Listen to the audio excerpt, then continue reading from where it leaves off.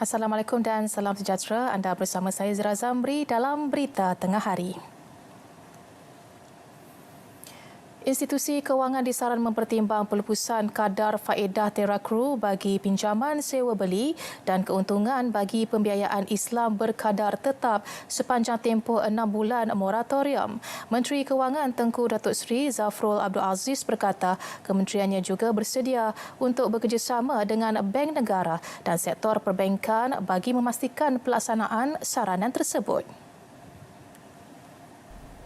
Tengku Datuk Seri Zafrul dalam satu perkongsian di Facebooknya hari ini menjelaskan berlaku kekeliruan umum berkenaan kadar faedah atau keuntungan yang dikenakan berkaitan skim moratorium 6 bulan bayaran balik pinjaman sewa beli yang ditawarkan oleh institusi kewangan. Antaranya disebabkan oleh pelbagai sumber yang membawa maklumat kurang tepat berkaitan moratorium yang ditawarkan. Beliau turut menjelaskan terdapat bank yang menawarkan moratorium pinjaman tanpa mengenakan faedah terakru atau faedah di kompaun atas pinjaman. Namun ia tidak merangkumi semua produk pinjaman dan setiap bank mengambil pendekatan tersendiri dalam mengenakan faedah sewaktu tempoh moratorium. Tengku Datuk Seri Zafrul berkata, menurut Akta Bank Negara 2009, isu berkenaan berada di bawah bidang kuasa BNM. Tambahnya, Kementerian Kewangan telah memulakan langkah proaktif mencari jalan penyelesaian melalui perbincangan bersama BNM dan bank-bank bagi membuat keputusan yang tepat mengikut keperluan rakyat.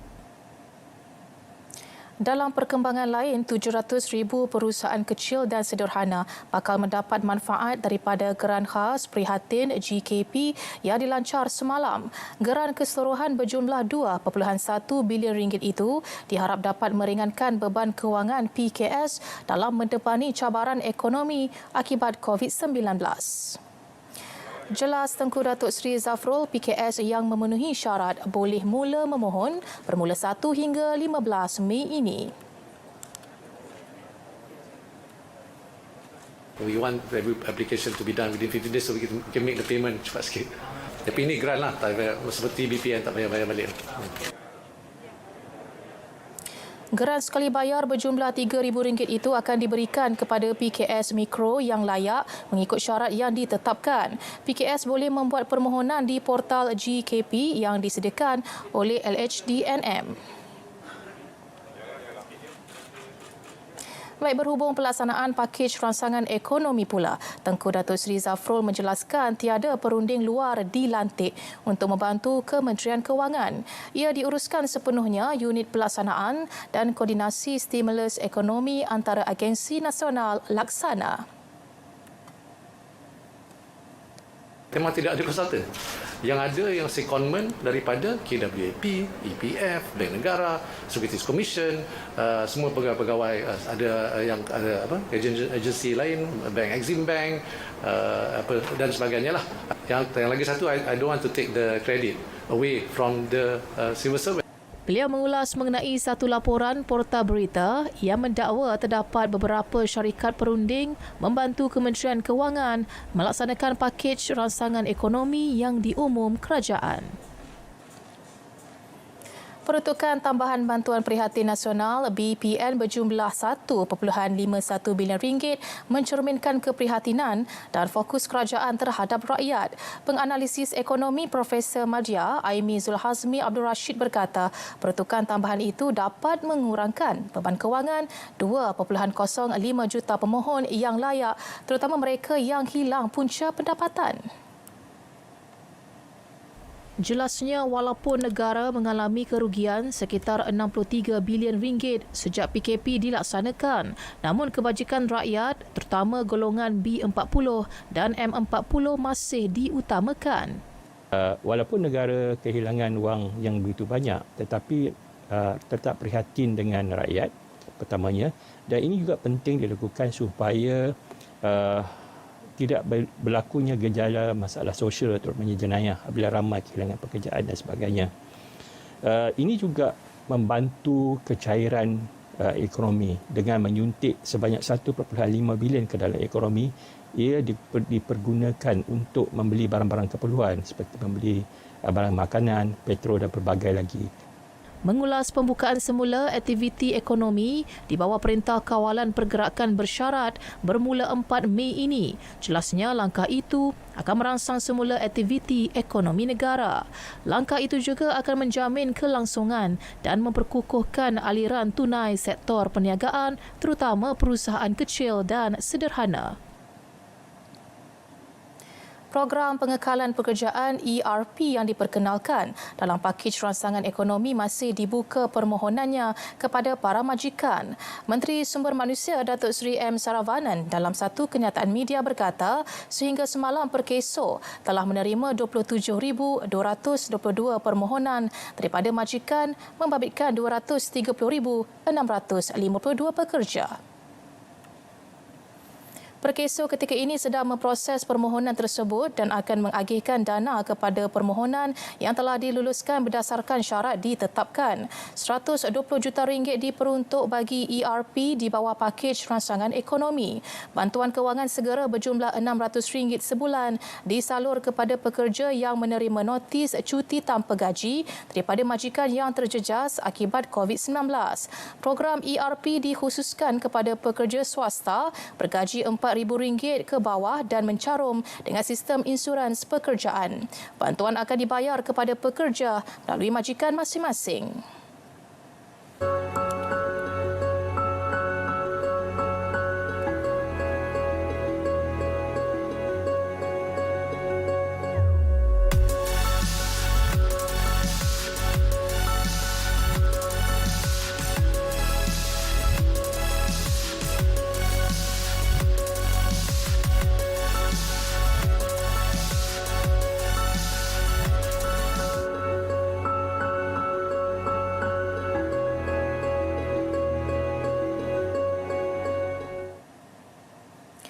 Susulan pengumuman pembukaan semula sektor ekonomi dan awam bermula 4 Mei ini. Bagi sektor awam, ketua-ketua jabatan digesa mengambil langkah proaktif dan efektif dalam memastikan penyampaian perkhidmatan terbaik kepada rakyat di samping mengambil berat keselamatan dan kebajikan penjawat awam seperti yang digariskan dalam prosedur operasi standard SOP. Dan Jabatan Perkhidmatan Awam JPA akan mengeluarkan garis panduan dalam masa terdekat. Ketua Setiausaha Negara Datuk Seri Muhammad Zuki Ali dalam satu kenyataan hari ini berkata, di bawah Perintah Kawalan Pergerakan Bersyarat PKPB, semua arahan yang dikeluarkan pihak berkuasa mesti dipatuhi. Elemen protokol keselamatan dan kesihatan di pejabat perlu mematuhi penjarakan sosial serta arahan dari semasa ke semasa Kementerian Kesihatan dan Majlis Keselamatan Negara. Tambahnya, ketua-ketua jabatan harus memastikan 3 pendekatan diamalkan, ia termasuk keberadaan di pejabat kepada pegawai yang perlu, penggiliran pekerja serta melaksanakan waktu anjal dan mesyuarat digalakkan diadakan secara dalam talian melalui medium yang selamat dan terjamin kerahsiaannya. Sementara itu, Presiden Kongres Kesatuan Pekerja-Pekerja di dalam Perkhidmatan Awam QPEX, Adnan Ahmad, menyarankan setiap ketua jabatan mengenal pasti dan mengutamakan perniagaan teras yang diperlukan rakyat sekaligus membantu menjana ekonomi negara. Langkah berkenaan memastikan hanya pekerja di bahagian itu berada di pejabat dan selebihnya bekerja dari rumah. Katanya, ketua jabatan perlu menyelia pekerja di pejabat dan memastikan mereka mengikut prosedur operasi standard yang ditetapkan Kementerian Kesihatan. Apabila disebut sebagai flexi hour ataupun waktu kerja flexi, sekarang kita ada 7.30 hingga 8.30 ada disebut oleh Yang Amat Berhormat Perdana Menteri sebagai flexi. Cuma flexi yang sekarang yang kita amal terpulang pada kita nak datang bila. Maknanya pukul 7.30 datang boleh, 8.30 datang boleh. Yang disebut flexi yang selepas 4 bulan ni, maknanya boleh datang 7.30 hingga 8.30 dengan penjadualan. Beliau ditemui media selepas majlis penyampaian anugerah Tokoh Hari Pekerja QPEX di Putrajaya. 41 individu berusia 19 hingga 53 tahun ditahan kerana ingkar Perintah Kawalan Pergerakan di Johor semalam. Ini menyaksikan jumlah kumulatif tangkapan sejak 18 Mac lalu seramai 3,544 orang. Ketua Polis Johor, Dato' Ayub Khan Maidin Piche menerusi kenyataan berkata, kesemua yang ditahan akan disiasat dan didakwa mengikut Seksyen 186 dan Seksyen 270 Kanun Kesesaan selain Seksyen 22(B) atau Pencegahan dan Pengawalan Penyakit Berjangkit 1998 Akta 342. Juga Peraturan (3) Pencegahan dan Pengawalan Penyakit Berjangkit 2020. Polis Johor akan mengenakan tindakan tegas terhadap mana-mana pihak yang ingkar arahan PKP dalam membendung penularan COVID-19. Di Sabah, 5 lelaki ditahan polis kerana ingkar perintah kawalan pergerakan di Kolombong Baru, Kota Kinabalu pagi semalam. Suspek berumur antara 18 hingga 54 tahun itu ditahan ketika sedang melakukan kerja-kerja pengubahsuaian di sebuah restoran tanpa permit. Menurut kenyataan Timbalan Ketua Polis Daerah Kota Kinabalu, Superintendent George Abdul Rahman, siasatan mendapati pemilik restoran terbabit membenarkan mereka untuk membuat kerja-kerja pengubahan kecil di restoran berkenaan. Jelasnya 3 daripada suspek tinggal di Putatan, manakala 2 lagi masing-masing tinggal di Petagas dan Penampang. Kesemua suspek dibawa ke IPD Kota Kinabalu untuk siasatan lanjut mengikut Seksyen 269 Kanun Kesesaan. Kes turut disiasat di bawah Seksyen 22(B) atau Pencegahan dan Pengawalan Penyakit Berjangkit 1988 serta Peraturan 11(1) Peraturan Pencegahan Penyakit Berjangkit (Langkah-langkah di dalam kawasan tempat jangkitan) 2020. Baik, sementara itu, pelajar institusi pengajian tinggi dari Sarawak dan Semenanjung Malaysia termasuk penuntut di bawah tajaan beasiswa Yayasan Sabah yang pulang ke Sabah dikecualikan daripada menjalani kuarantin di pusat yang disediakan. Ketua Menteri Sabah Datuk Seri Muhammad Syafiq Abdal berkata semua penuntut berkenaan perlu menjalani kuarantin di rumah selama tempoh 14 hari. Dalam satu kenyataan, Datuk Seri Muhammad Syafiee menjelaskan hanya pelajar-pelajar dari zon merah atau yang bergejala akan ditempatkan di pusat kuarantin untuk tempoh 2 minggu. Tambahnya, ibu bapa atau penjaga hendaklah bertanggungjawab mematuhi prosedur yang ditetapkan oleh Jabatan Kesihatan Negeri Sabah JKNS. Bagaimanapun, para pelajar yang bergejala akan ditempatkan di pusat kuarantin untuk tempoh 14 hari tertakluk kepada penilaian dan rekomendasi oleh JKNS semasa ketibaan pelajar. 27 April lepas, semua pelajar IPT awam dan swasta termasuk politeknik serta kolej komuniti yang masih berada di kampus ekoran pelaksanaan Perintah Kawalan Pergerakan PKP dibenarkan pulang ke rumah masing-masing secara berperingkat. Baik, sebanyak 18 aset melibatkan laut dan udara digerak sepanjang tempoh PKP bagi memantau dan mengawal perairan utara Selat Melaka. Aset berkenaan melibatkan semua agensi penguatkuasaan iaitu Maritim Malaysia, TLDM, TUDM dan pasukan Polis Marin. Menurut Timbalan Pengarah Operasi Maritim Kedah dan Perlis, Kapten Maritim Zulinda Ramli, penguatkuasaan bagi zon maritim itu bagi menyekat pelakuan aktiviti jenayah rentas sempadan yang merangkumi penyeludupan manusia, barangan terlarang, rompakan dan pencerobohan. Beliau berkata penguatkuasaan di perairan Langkawi juga terus dipertingkatkan bagi mengelak penyeludupan pendatang asing tanpa izin parti. Menggerakkan beberapa aset ke kawasan yang berpotensi untuk kemasukan pihak pencerobohan migran ini, dan kita juga mempertingkatkan pengawasan swasla 24 jam di laut. Beliau berkata demikian di Ibu Pejabat Maritim Negeri Kedah dan Polis, Agensi Penguatkuasaan Maritim Malaysia di Jalan Bukit Malut, Langkawi.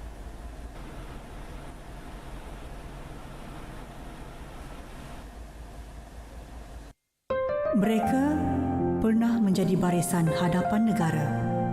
Banyak terkorban seperti terputus kaki, terkeluar dengan perutnya. Tetapi kini, denai kehidupan sudah berbeza. Bantulah mereka dengan mengikuti perjalanan BH Petrol menjejak dan menyantuni veteran Angkatan Tentera Malaysia menerusi di celah-celah kehidupan musim ke-10 mulai 10 Ramadan ini.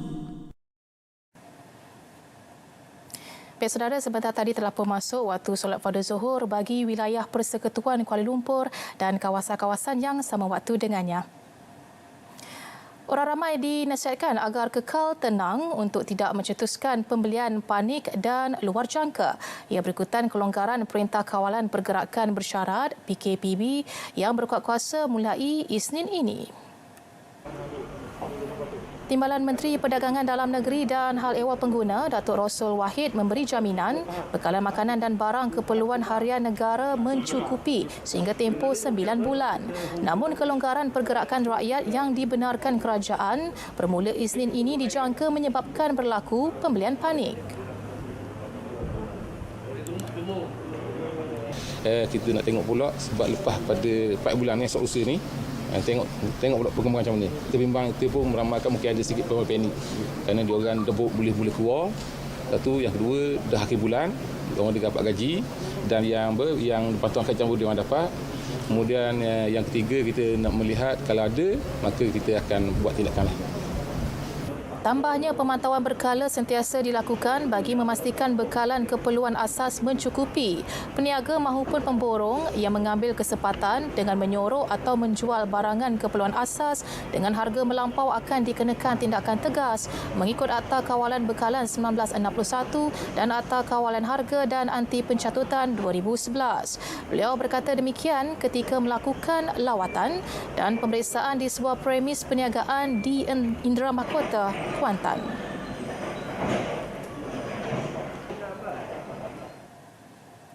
Persatuan Pengguna Islam Malaysia PPIM Kelantan menerima 300 aduan harga barangan yang dijual pada harga lebih tinggi sepanjang tempoh PKP.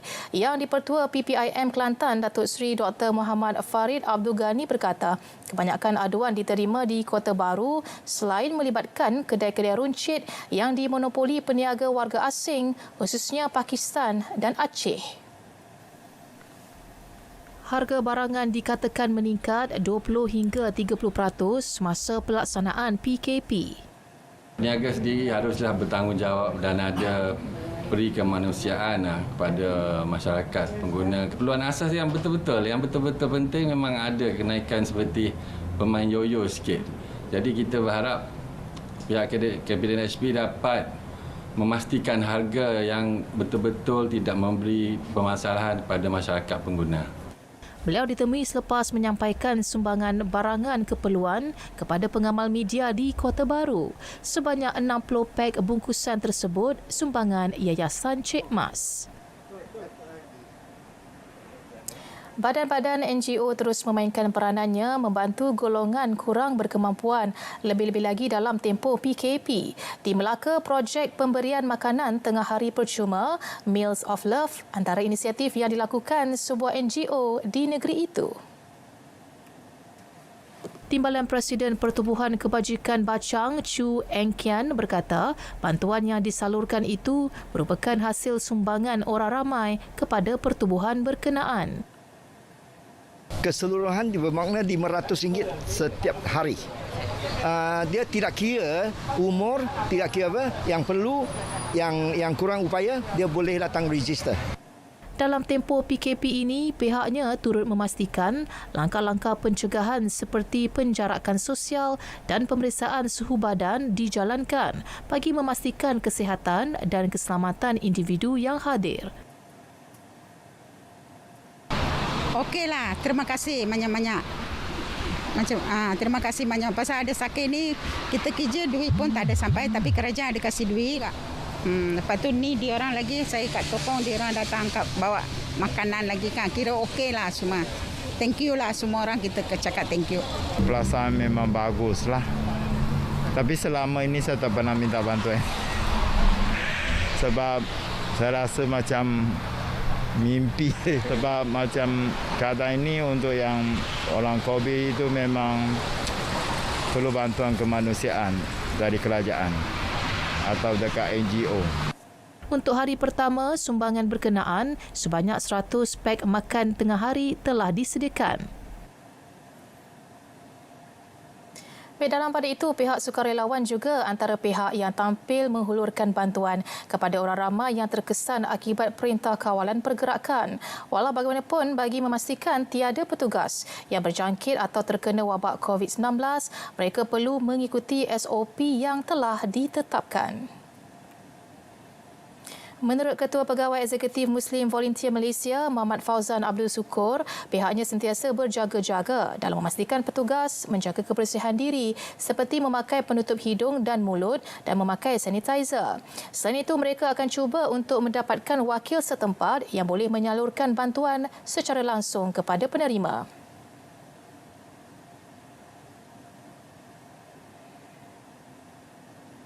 Kita kerjasama dengan NGO yang terdekat dengan penerima bantuan sebab kita ada terima aduan-aduan yang bukan sahaja di Selangor, bahkan di seluruh Malaysia. Kita ada bantuan yang kita agihkan pun dah merangkumi 9 negeri. Jadi agihan yang kita buat ni, kita meminta bantuan daripada NGO setempat ataupun wakil setempat untuk mereka bantu untuk agihkan. Pihaknya juga bekerjasama dengan pembekal agar mengagihkan terus bantuan kepada penerima tanpa perlu kontak secara langsung bersama petugas. Menurut Ketua Pegawai Eksekutif Co-op Bank Pertama, Muhammad Nur Abdul Razak, antara kesukarelawan dalam memberi bantuan termasuk pergerakan dari satu kawasan ke kawasan yang lain. Setiap bantuan atau sumbangan aktiviti CSR yang CBP laksanakan mesti ada SOP. SOP-nya selalunya kita akan rujuk kepada SOP yang dikeluarkan oleh Kementerian Kesihatan sendiri dan kita mempunyai SOP tersebut. Sebelum ini hanya anggota. Kedua-dua mereka ditemui selepas menjadi tetamu program Selamat Pagi Malaysia di Angkasa Puri. Jutaan terima kasih kepada seluruh. Hujan lebat beberapa jam menyebabkan 27 rumah di Baling, Kedah dilanda banjir kilat semalam. Kejadian berlaku ketika hampir 100 penduduk melakukan persiapan untuk berbuka puasa. Pegawai Pertahanan Awam Daerah Baling, Muhammad Faizul Abdul Aziz berkata, kampung terlibat ialah Kampung Bukit Sebelah, Kampung Tanjung Pari, Kampung Seri Ketangga dan Kampung Batu 60. Hujan lebat sejak 4 petang menyebabkan paras air Sungai Ketil naik mendadak. Limpahan air sungai menyebabkan rumah penduduk yang terletak berhampiran sungai dan di kawasan rendah dinaiki air. Sebahagian besar penduduk terpaksa menanggung kerugian apabila kebanyakan peralatan rumah tidak dapat diselamatkan. Paras air sungai mulai surut secara berperingkat menjelang waktu malam.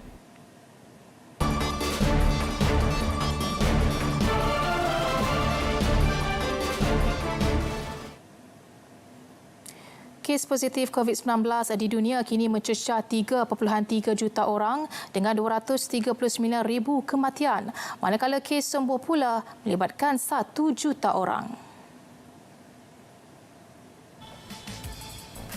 Di India, negara itu melanjutkan 2 minggu lagi perintah berkurung yang sepatutnya tamat Isnin ini. Perintah berkurung yang melibatkan penduduk terbesar di dunia itu bermula sejak akhir Mac. Tindakan itu juga menyebabkan jutaan pekerja terjejas. Jumlah kematian akibat COVID-19 di negara itu kini mencecah angka lebih 1,000 orang. 739 orang maut di Britain menjadikan jumlah keseluruhan maut di negara itu kini 27,510 orang. Pada masa yang sama, kerajaan negara itu turut mengumumkan telah berjaya mencapai sasaran 100,000 ujian saringan COVID-19 dalam sehari pada Khamis. Kejayaan itu dianggap luar biasa kerana berjaya membuat saringan ke atas 122,347 orang. Di California, Amerika Syarikat, kumpulan penunjuk perasaan menuntut agar pantai Orange County dibuka semula dan perintah berkurung segera ditamatkan. Langkah berkenaan dilihat tidak sesuai memandangkan jumlah kematian akibat COVID-19 terus meningkat. Malah selain California, Texas juga mengambil pendekatan menamatkan perintah berkurung walaupun 50 kematian dilaporkan pada Khamis. Polis Chile menahan berpuluh-puluh orang yang menyertai demonstrasi Hari Pekerja di tengah-tengah pandemik COVID-19. Peserta protes itu melanggar arahan kerajaan agar tidak berhimpun melebihi 50 orang pada satu-satu masa. Antara yang turut ditahan juru gambar dan juru kamera media antarabangsa yang kemudiannya dibebaskan. Sementara itu, Ramadan bagi dunia Islam disambut secara bersederhana. Bagaimanapun terdapat juga negara yang meneruskan acara keagamaan seperti solat berjemaah di masjid. Di Turki, krisis COVID-19 memaksa semua rakyatnya duduk di rumah selain mengamalkan penjarakan sosial. Malah Ramadan kali ini tidak seperti kebiasaannya apabila mereka tidak boleh mengerjakan solat tarawih di masjid selain tidak boleh berbuka puasa beramai-ramai termasuk di rumah sanak saudara. Di Turki, kes positif sahaja melebihi 122,000 orang dengan lebih 3,000 kematian. Lain pula di Pakistan apabila membenarkan rakyatnya menunaikan solat berjemaah di masjid ketika Ramadan. Bagaimanapun pihak masjid telah digesa mengeluarkan panduan bagi mengelak jangkitan COVID-19. Menurut seorang penduduk, beliau mengakui berasa bimbang jangkitan coronavirus namun arahan agar penjarakan sosial diteruskan selain mengamalkan tahap kebersihan. Sementara itu di Palestin, ekoran penutupan Masjid Al-Aqsa, rakyatnya telah menunaikan solat di Bukit Zaitun. Seluruh kompleks Masjid Al-Aqsa telah ditutup dengan tahap keselamatan diperketatkan. Di Palestin setakat ini terdapat 353 kes dengan 2 kes kematian. Di Senegal, ekoran COVID-19 dan bulan Ramadan, buat pertama kalinya perkhidmatan penghantaran roti telah disediakan. Inisiatif berkenaan dilancarkan Kementerian Perdagangan dengan kerjasama syarikat swasta. Ia bagi membolehkan umat Islam dapat menikmati roti ketika berbuka puasa dengan membuat tempahan menerusi telefon.